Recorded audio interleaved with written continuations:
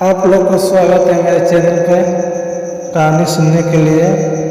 कहानी का नाम है jailer 2.0 new episode daily episode 1। बचपन में हुए एक रहस्यमयी और भयानक एक्सीडेंट के बाद कमजोर शरीर वाला अबीर अचानक से अपने अंदर असीम ताकत महसूस करने लगा था। उसके अंदर कॉम्बैट स्किल्स अपने आप आ गए थे। बड़ा होने पर उसकी फ्रेंड और पावर की वजह से उसे देश की सबसे खतरनाक और रहस्यमय जेल का डिप्टी जनरल चुना गया, जहां अजीबो गरीब खतरनाक और रहस्यमय कैदी रहा करते थे। उन्हें काबू में करना सिर्फ अपील के बस की बात थी, मानो कोई शक्ति अबीर के अंदर रहकर उसकी मदद कर रही थी।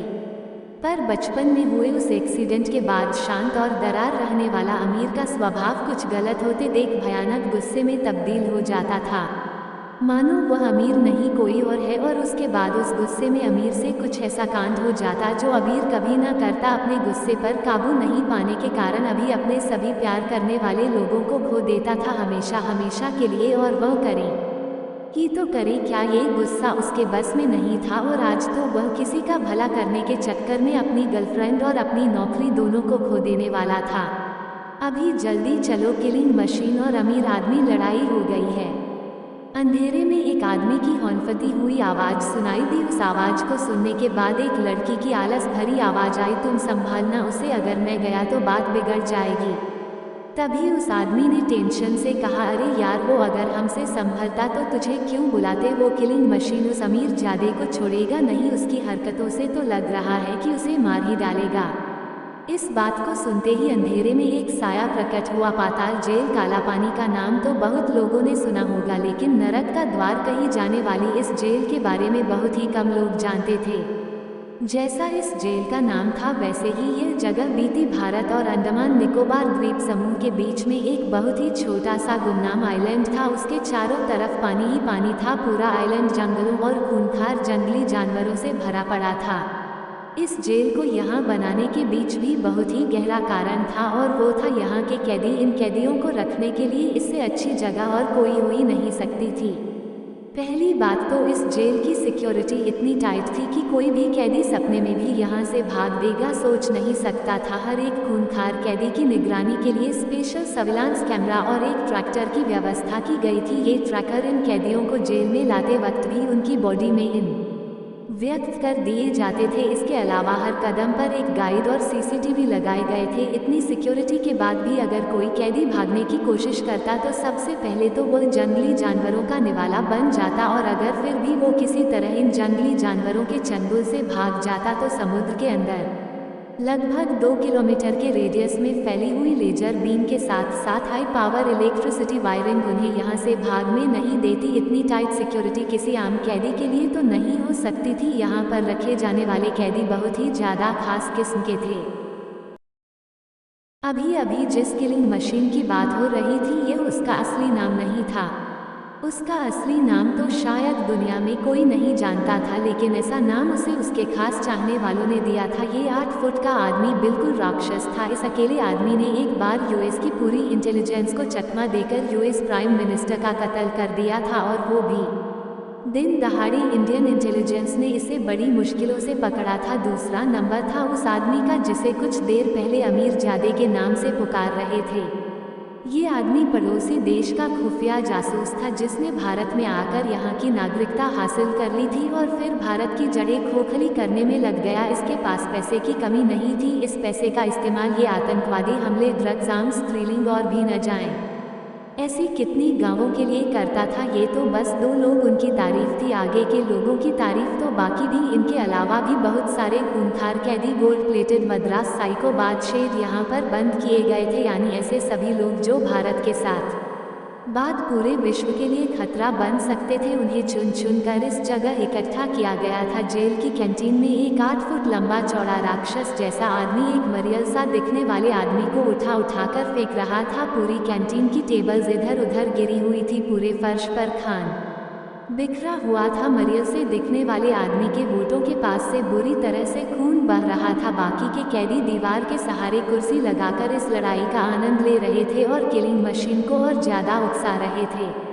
किलिंग मशीन, मार डालो इसे, मार डालो इसे तो बनाई जाए किलिंग मशीन के कुछ साथी इस तरह के नारे लगा रहे थे। बाकी कैदी इस सीन को देखकर बहुत ही ज़्यादा खुश हो रहे थे। उसी वक्त एक 6 फुट का लंबा चौड़ा लड़का जिसने ग्रे कलर की शर्ट, रेड और ब्लू पेंट पहनी हुई थी, वो वहां पहुंच गया। उसने घूरकर सभी कैदियों की तरफ देखा तो बहुत से गहरी चुपके से उस जगह से गायब हो गए, लेकिन अभी भी कुछ गहरी ऐसे थे जो डीड की तरह इस लड़ाई को देख रहे थे। इसी वक्त इस आने वाले लड़के ने कहा, मैंने तो हम लोगों से कितनी बार गाय की इसको अखाड़ा मत बनाओ करो। इस लड़के की सख्त आवाज़ सुनने के बाद भी लड़ाई में कोई असर नहीं पड़ा। लड़की को बहुत तेज गुस्सा आ रहा था। उसने अपने आप को शांत करवाने की कोशिश करते हुए कहा, शांत अबीर, तुम्हें गुस्सा नहीं। गाय अबीर ने अपने गुस्से को शांत कराने की कोशिश की और तेजी से आगे बढ़कर किलिंग मशीन के हाथ से अमीरजादे को छुड़ा लिया। अमीरजादे की आंखें नीली हो गई थी और दूसरी ओर देखकर लग रहा था कि काफ़ी पहले ही फूट चुकी थी। उसकी हालत बहुत ही ज़्यादा खराब थी। शरीर का ऐसा कोई अंग नहीं था जहां से खून नहीं बह रहा हो।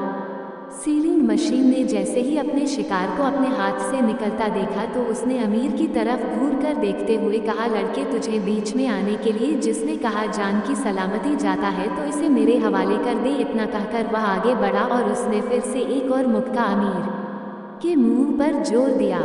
ज्यादा के गुजरात बाहर निकलकर गिरे और खून का फव्वारा छूटा। ये सारा खून अबीर के ऊपर आकर गिरा था। अबीर जो इतनी देर से अपने गुस्से को शांत रखने की कोशिश कर रहा था, उसका हिस्सा गायब भड़क उठा। जैसे ही अबीर को गुस्सा आया, उसकी आंखों में हरी रोशनी दिखाई देने लगी। उसके कान अजीब तरीके से मूवमेंट करने लगे। उसके चेहरे पर अजीब से निशान बनने बिगड़ने लगे। उसे देखकर ऐसा लग रहा था जैसे किसी चीते ने अपने शिकार को लॉक कर लिया था। इसी वक्त किलिंग मशीन ने फिर से अमीरजादे को एक और पंच मारने के लिए मुक्का आगे बढ़ाया, लेकिन इससे पहले कि वो मुक्का अमीरजादा लग पाता, अबीर ने किलिंग मशीन का हाथ पकड़ लिया। सभी लोग इस सीन को देखकर बुरी तरह से घबरा गए। अबीर ने मुक्के को पकड़कर दबाना शुरू कर दिया। लिंग मशीन की एक हाथ की सारी हड्डियों के कड़कने की आवाज़ें पूरे कैंटीन में सुनाई देने लगी। बाकी कैदी जो वहां पर खड़े थे, जिन्हें अब तक अबीर से कोई डर नहीं लग रहा था, अचानक से हड्डियों के गड़करी की आवाज़ सुनकर वो भी वहां से गायब हो गए। बिलिंग मशीन के चेहरे पर असमंजस और नासमझी के एक्सप्रेशंस थे। जब तक उसका दिमाग ठीक से काम कर पाता या वो समझ पाता कि उसके हाथ की हड्डियों को कितनी चोट लगी थी, तब तक उसके पूरे हाथ की हड्डियों का चूरा बन चुका था। ये देखकर किलिंग मशीन का हौसला और भी ज़्यादा बढ़ गया। वो तेजी से आगे बढ़ा और अमीर शादी को छोड़कर अपने दूसरे हाथ से अबीर की गर्दन पकड़ ली और उसे ऊपर उठा दिया। किलिंग मशीन की हाइट ज़्यादा होने की वजह से वह बड़ी आसानी से अमीर को हवा में टांगे हुए था। तभी अबीर ने एक मुक्का उसके सीधे में मार दिया। मुक्का ठीक उसी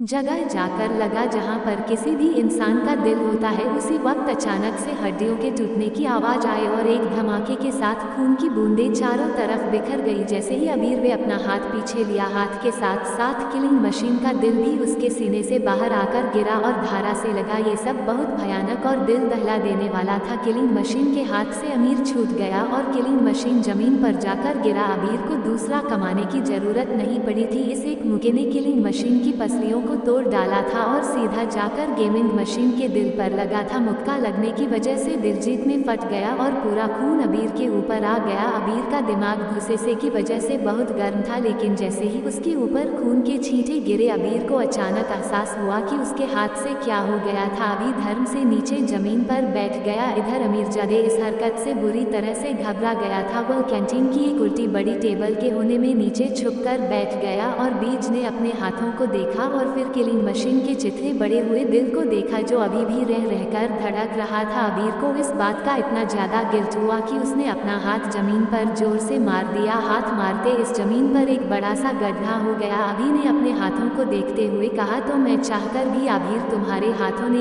एक और जान ले ली। किलिंग मशीन की जान जाने का गिल्ट अभी कम नहीं हुआ था कि एक लड़की जिसने आर्मी यूनिफॉर्म पहनी हुई थी, इस अफरा तफरी की खबर सुनते ही तुरंत ही वहाँ पहुँच गई। उसने वहाँ बैठे हुए अबीर बड़े बड़े किलिंग मशीन और उसके जितने बड़े दिल को देखा तो वो पूरी सिचुएशन को एक पल में समझ गई। उसने गुस्से से अभी को डांटते हुए कहा कि क्या तुम ऐसा कैसे कर सकते हो? गुस्से में तुम बिल्कुल जानवर हो जाते हो। मुझे समझ नहीं आता कि मैं किसी ऐसे आदमी से कैसे प्यार कर सकती हूँ जो अपने आप को कंट्रोल नहीं कर सकता है। अभी जो पहले से ही बहुत ज़्यादा गेज में था, उसने अपनी दुख और पछतावे से भरी हुई आंखों को उठाकर लड़की की तरफ देखा। ये लड़की इस जेल की लगती और अमीर की गर्लफ्रेंड भी दोनों एक दूसरे से बहुत प्यार करते थे। अमीर की आंखों में पछतावा साफ दिखाई दे रहा था, लेकिन अभी भी उसने जो किया था वह पछतावे से मिट नहीं सकता था। तभी लड़की ने तुरंत ही अपनी उंगली से एक अंगूठी निकाली और अभी जो परफेक्ट दिव्य बोली, अभी मैं तुम्हारे जैसे जानवर के साथ अब और नहीं रह सकती। हर बार मैं तुम्हारे गुस्से को नहीं सह सकती। क्या पता कल को तुम्हें आए और तुम यही हालत मेरी कर दो, या फिर हमारे बच्चों ने कभी कोई शैतानी कर दी तो तुम उनके साथ भी यही करोगे। लड़की की बातें सुनकर अबीर का कलेजा घट कर रह गया। उसके हाथ से इतनी बड़ी गलती हो गई थी कि वो खुद अपने आप को माफ नहीं कर पा रहा था। उसे समझ नहीं आ रहा था कि वो क्या और कैसे कहे। लड़की ने पीछे पलटकर देखा तो जेल का सिक्योरिटी स्टाफ वहां मौजूद था। लड़की ने सभी की तरफ इशारा करते हुए कहा, अभी सारी गंदगी को साफ करो। इतना कहते हुए वह अबीर की तरफ पलटी और कहा, इसे भी यहाँ से बाहर फेंक देना। आज के बाद ये हमारी जेल का डिप्टी जेलर नहीं है। आइंदा कभी जेल के आसपास भी दिखाई दे तो इसे भी किसी बैरक में बंद कर देना। इतना कहते वो लड़की तेज कदमों से बाहर से गायब हो गई। अभी भी हटा काश दुखी साथ वहां पर बैठा था। सिक्योरिटी स्टाफ ने अमीर से कुछ भी कहने की हिम्मत नहीं की और वह चुपचाप किलिंग मशीन की बॉडी को उठाने लगे। ये देखकर अभी ने अपने आप से कहा, तुम ऐसा कैसे कर सकते हो? तुमसे अच्छी तो जानवर होते, वो भी बिना किसी वजह के किसी की जान नहीं लेते, और तुमने गुस्से में आकर एक इंसान की जान ले ली। जानवर से भी बदतर हो गए। इस वक्त अमीर के दिल ने कहा, लेकिन मैंने सब कुछ जानबूझकर नहीं किया। अगर उस दिन मेरा एक्सीडेंट नहीं हुआ होता तो ये सब नहीं होता। आखिर ऐसा क्या हुआ था भीड़ के बचपन में जिससे वो अपने गुस्से पर कंट्रोल नहीं कर पाता? किलिंग मशीन की जान की कीमत अबीर अपनी गर्लफ्रेंड और नौकरी दोनों को होकर चुकाने वाला था। पहला एपिसोड का यहीं पे कहानी खत्म हो रही है। लाइक और सब्सक्राइब कर दीजिए। अगला एपिसोड अगले पार्ट में देखेंगे। अगला पार्ट सुनने के लिए मेरे चैनल पर बन रहिए। चैनल का नाम है जीवन ऑफिशियल भोरे। 1 2 3 4 पूरी कहानी अगला एपिसोड में सुनिए। धन्यवाद।